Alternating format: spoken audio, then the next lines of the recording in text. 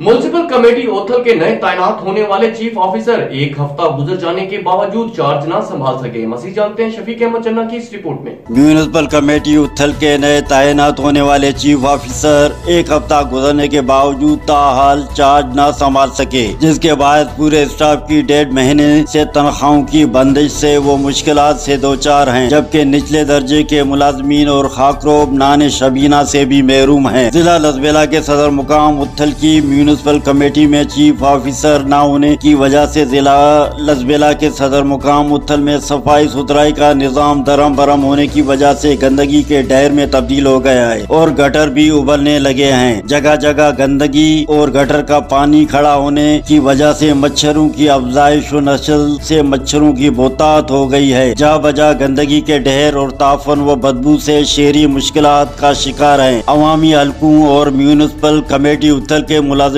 ने सूबाई वजीर बल्दियात सरदार मोहम्मद साले भूतानी से मुतालबा किया है कि म्युनिसिपल कमेटी ओथल में फौरी तौर पर साबिक चीफ ऑफिसर मोहम्मद खान दोदा की फर्ज चनासी पर इनका तबादला मंसूख करके दोबारा तैनात किया जाए, ताकि जिले सदर मुकाम ओथल की साबका खूबसूरती बहाल हो और मुलाजमीन की तनख्वाहों की अदायगी भी मुमकिन हो सके। अवामी हलकों ने साबिक chief officer municipal committee Uthal Mohammad Khan Doda की बेहतरीन कारकर्दगी के बावजूद इनका तबादला कई सवालात को जन्म ले रहा है। कैमरामैन जावेद लासी के साथ शफीक अहमद चन्ना, राज न्यूज, लसबेला, बलोचिस्तान।